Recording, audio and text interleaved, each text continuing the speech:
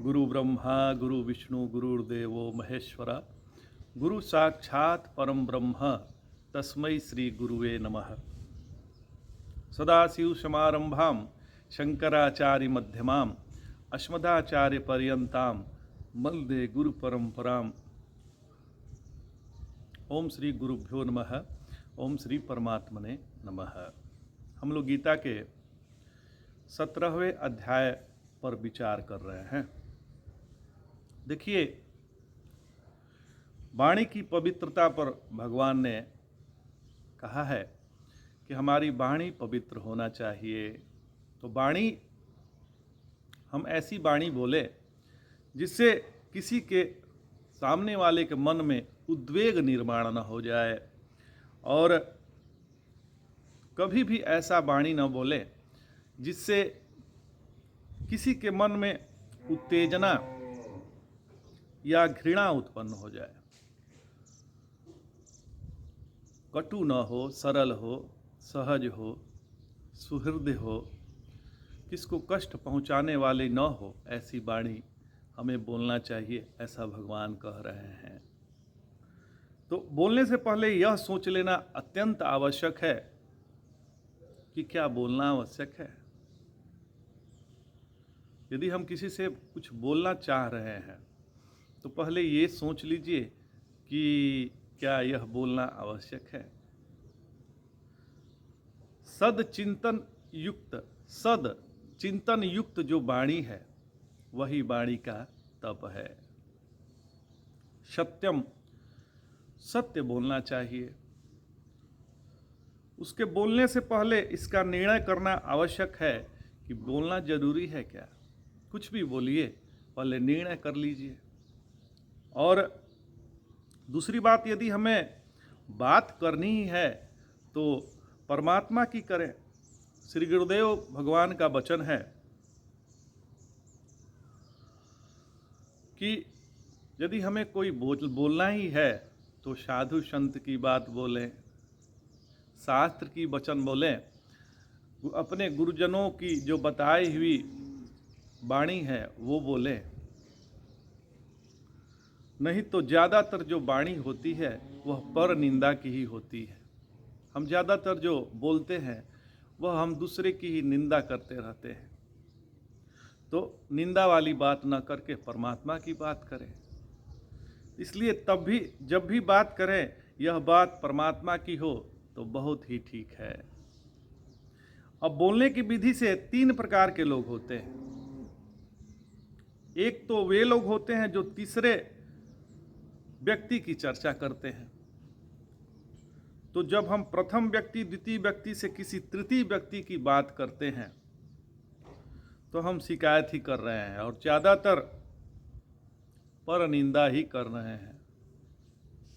साधारणतया यही होता है, जो नहीं होता है उसकी चर्चा चलती है, जो वहाँ उपलब्ध नहीं है उसकी चर्चा चल रही है। यह अच्छा तो यह बुरा।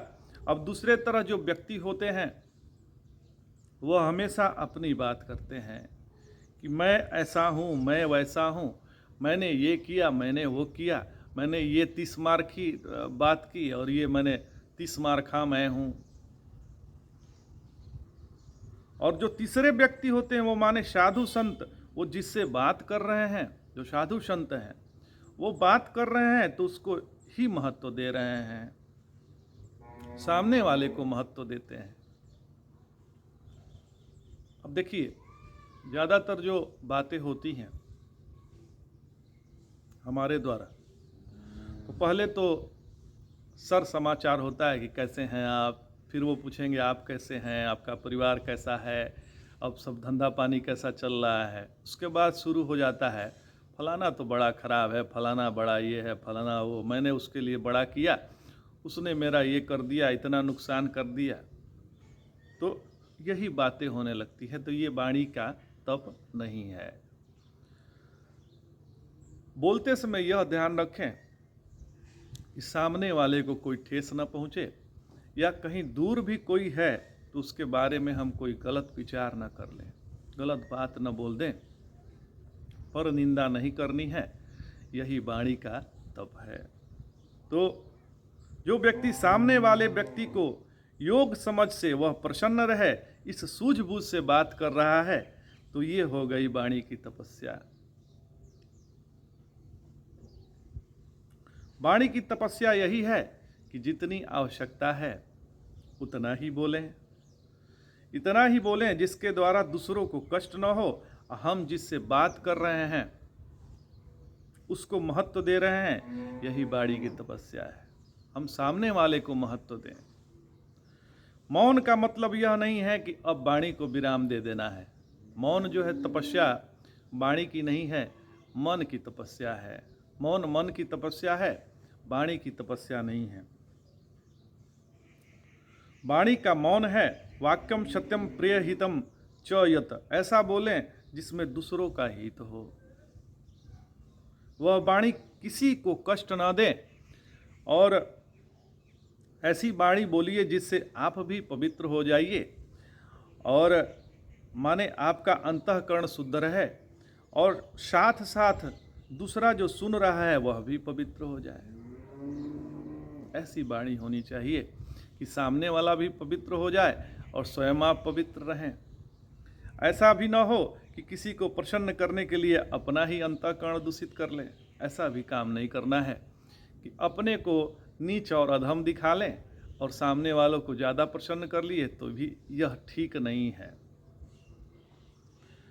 तो वाणी की तपस्या के लिए नित्य निरंतर स्वाध्याय की आवश्यकता है। स्वाध्यायाभ्यसनम, स्वाध्याय का एक और तात्पर्य है कि हमें अपने मन का नित्य निरंतर निरीक्षण करना है कि मन क्या कर रहा है, अभी इस समय मन क्या कर रहा है। कहीं हम अपने आप से ज़्यादा बोल तो नहीं रहे हैं। हम अंदर भी बोलते रहते हैं, अंदर भी कुछ ना कुछ चलता रहता है, तो कहीं हम अंदर अंदर अपने आप से ज़्यादा तो नहीं बोल रहे हैं। कई बार तो ऐसा होता है कि सामने वाला हमारी बात सुनने को तैयार है ही नहीं। हम बोलना चाहते हैं, वो सुनने के लिए तैयार ही नहीं है, और हम बोले जा रहे हैं। दूसरी बात, जब हम बोलते हैं तो हमारे बोलने में शिकायत है या जिज्ञासा है। मतलब हम अपने बोलने से कुछ सीखना चाहते हैं कि उनको सिखाना चाहते हैं, या अपने पांडित्य का प्रदर्शन करना चाहते हैं कि हम बहुत बड़े पंडित हैं। इन सबके तरफ जो ध्यान दिया है वही वाणी की तपस्या है। इस संसार में से संबंध रखते हैं देह के द्वारा। जो ये संसार है, देह के द्वारा हम इससे संबंध रखते हैं।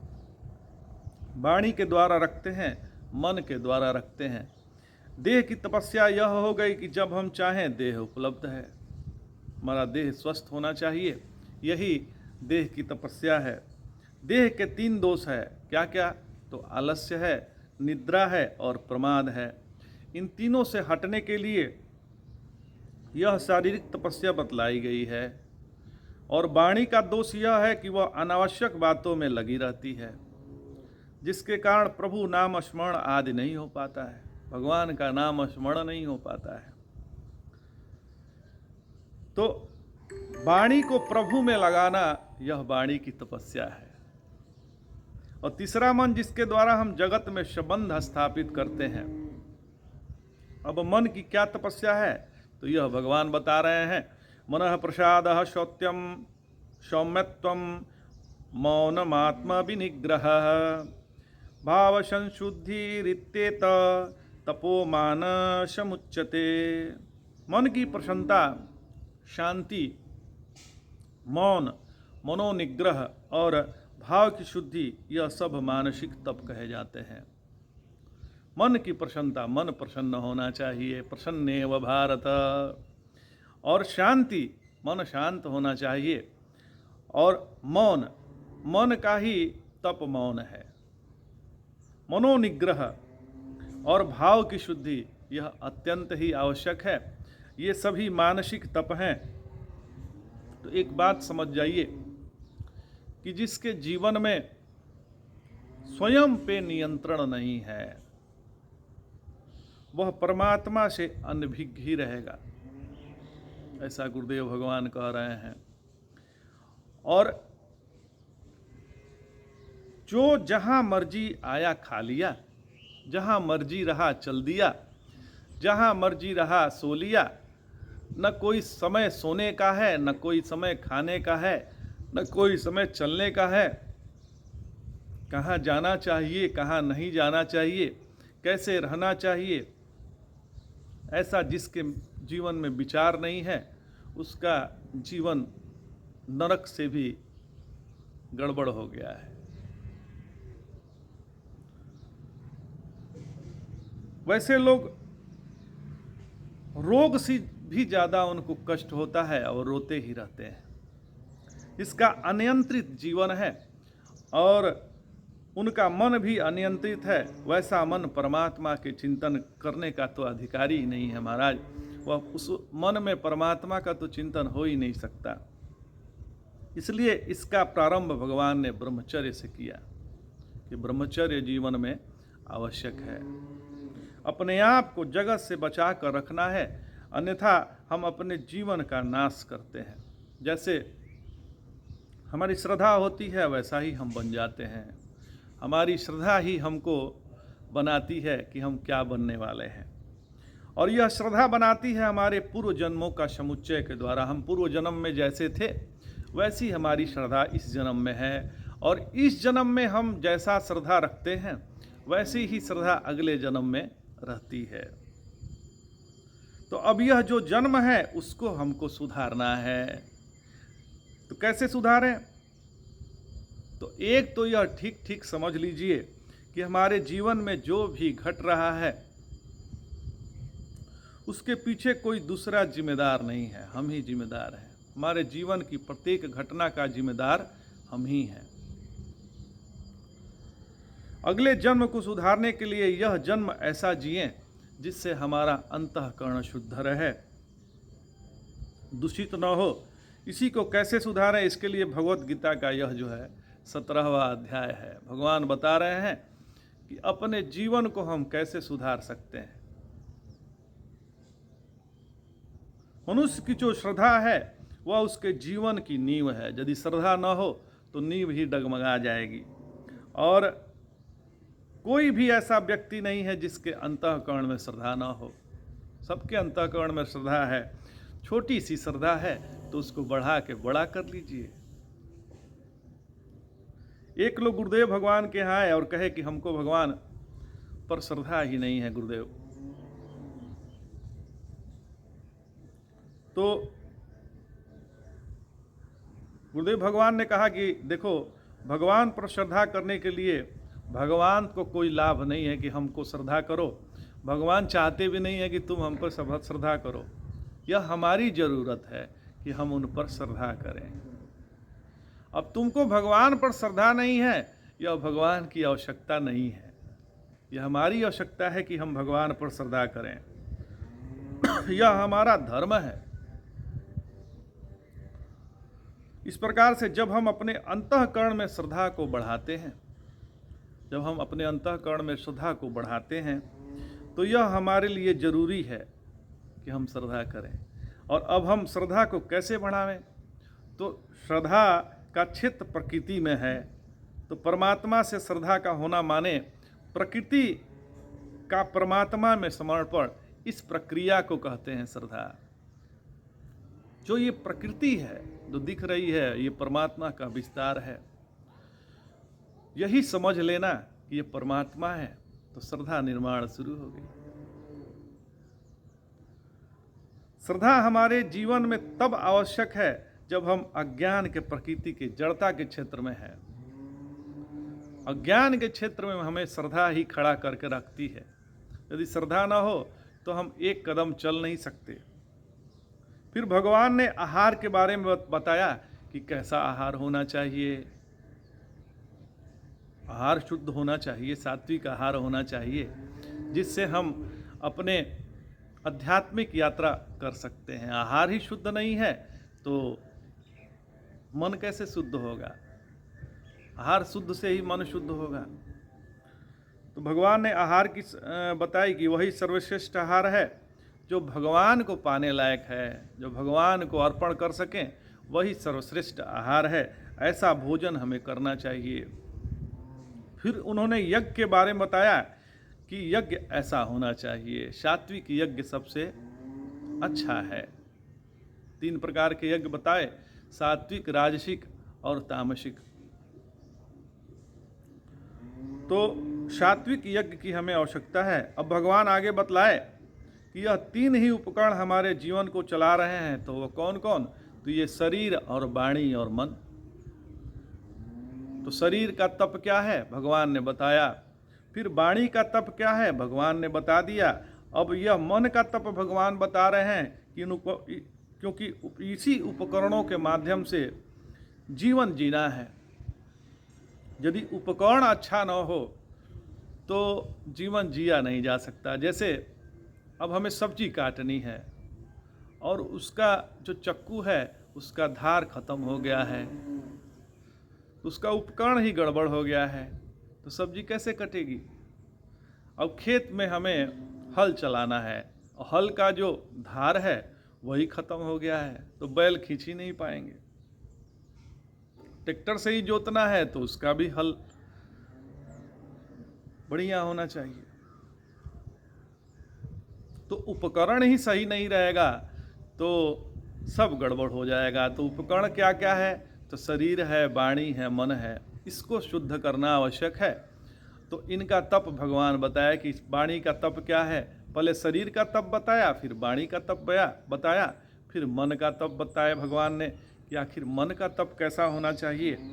तो यह देह जिसके माध्यम से हम जीवन जी रहे हैं उसकी तपस्या यही है कि हम स्वस्थ रहें। हमेशा अपने आप को प्रसन्न रखना ही मनः प्रसाद है। मन का प्रसाद क्या है? कि हम प्रसन्न हैं। प्रसन्न रहना ही मन प्रसाद है।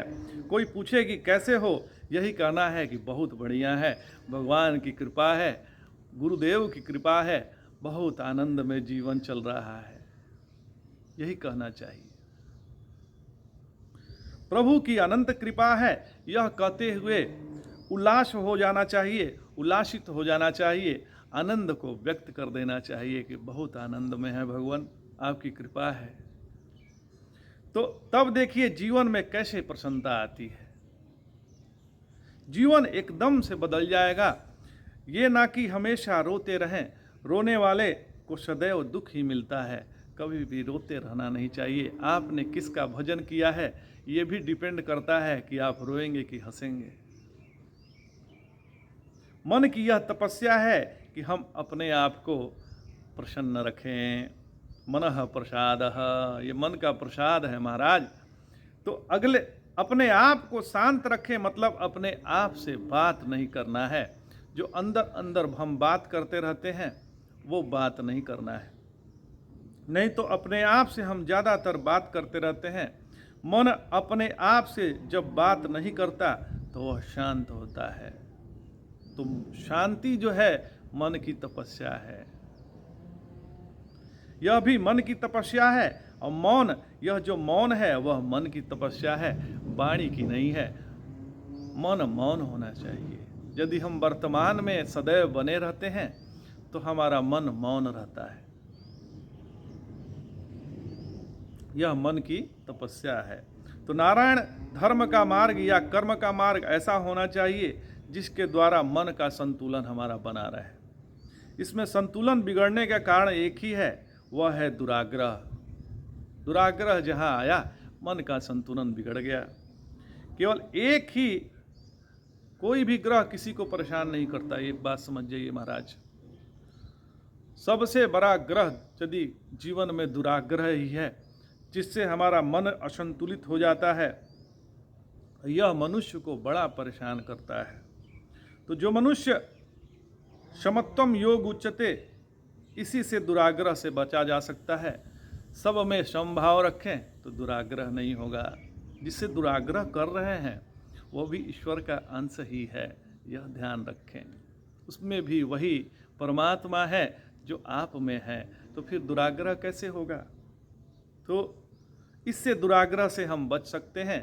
जीवन में सुख दुख आने से के बाद भी दुखी होने से इनकार कर देना, यह मन के संतुलन है।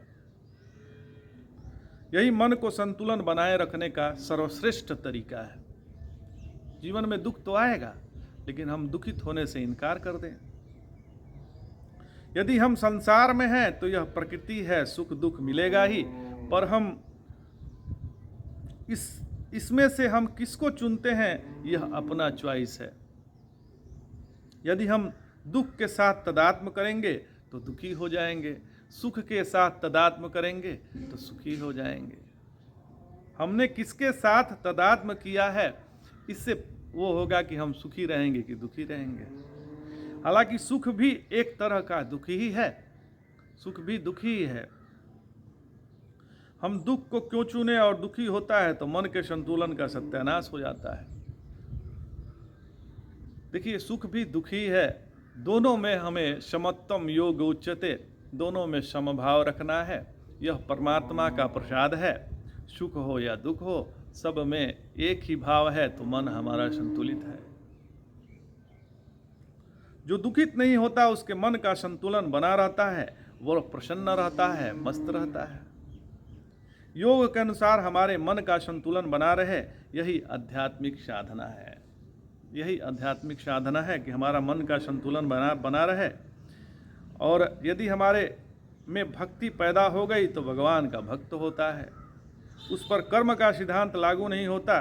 जैसे ट्रैफिक रूल जो है वह प्रधानमंत्री पे लागू नहीं होते, क्योंकि प्रधानमंत्री गाड़ी तो नहीं चला रहे हैं, ड्राइवर गाड़ी चलाएगा तो ड्राइवर पर ही ट्रैफिक रूल लागू होगा। तो आज इतना ही महाराज। जय जय शंकर, हर हर शंकर, नमामि शंकर भजामि शंकर, नमः पार्वती पतये, हर हर महादेव। जय।